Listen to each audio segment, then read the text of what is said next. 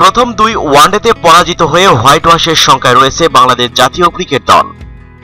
তার উপর দলের 2 গুরুত্বপূর্ণ ক্রিকেটার মুশফিকুর রহিম এবং মোহাম্মদ মিঠুনের ইনজুরি সমস্যা শেষ ম্যাচের আগে আরো দুশ্চিন্তায় ফেলেছে টাইগারদের। তাই শেষ ওয়ানডেতে দলে পরিবর্তন নিয়ে মাঠে নামতে পারেন অধিনায়ক মাশরাফি মুর্তজা। 2 ওয়ানডেতেই ওপেনিংয়ে ব্যর্থ হয়েছেন তামিম ইকবাল আর লিটন কুমার দাস। তারপরও এই জুটির উপর আস্থা রাখতে চাইবে টিম ম্যানেজমেন্ট। যেহেতু মুশফিকুর রহিমের ইনজুরি সমস্যা রয়েছে, তাই শেষ ম্যাচে লিটনকে দেখা যেতে পারে উইকেটের পিছনেও। নেপিয়ার এবং ক্রাইস্টচার্চে শুরুতে ব্যাট হাতে ছন্দে দেখা গেল বাজে শট খেলে উইকেট ছুড়ে দিয়েছেন সৌম্য সরকার। শেষ ওয়ানডেতে দলকে হোয়াইট ওয়াশ থেকে বাঁচাতে তার ব্যাটে বড় স্কোর অবশ্যই চাইবে বাংলাদেশ জাতীয় ক্রিকেট দল। 4 নম্বরে মুশফিকুর রহিম নিয়মিত হলেও পুরাতন পাঁজরের ইনজুরি নতুনভাবে জেগে ওঠায় তাকে নিয়ে শেষ ম্যাচে রয়েছে সংশয়। মুশফিক যদি না খেলেন তাহলে শেষ ম্যাচে দলের জায়গা পাবেন মমিনুল হক। 5 নম্বরে নেমে 2 ম্যাচেই 50 হাঁকিয়েছেন মোহাম্মদ মিঠুন। তারও ইনজুরি সমস্যা রয়েছে।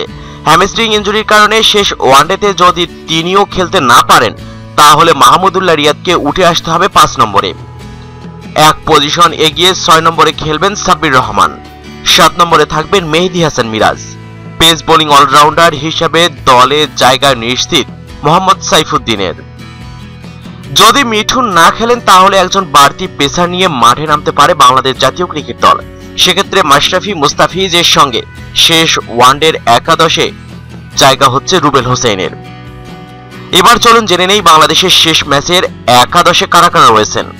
তামিম ইকবাল, লিটন দাস উইকেট রক্ষক, সৌম্য সরকার, মুশফিকুর রহিম অথবা মমিনুল হক, মাহমুদুল্লাহ রিয়াদ, সাব্বির রহমান, মেহেদী হাসান মিরাজ, মোহাম্মদ সাইফুদ্দিন, মোহাম্মদ মিঠুন অথবা রুবেল হোসেন, মাশরাফি মুর্তজা এবং মুস্তাফিজুর রহমান।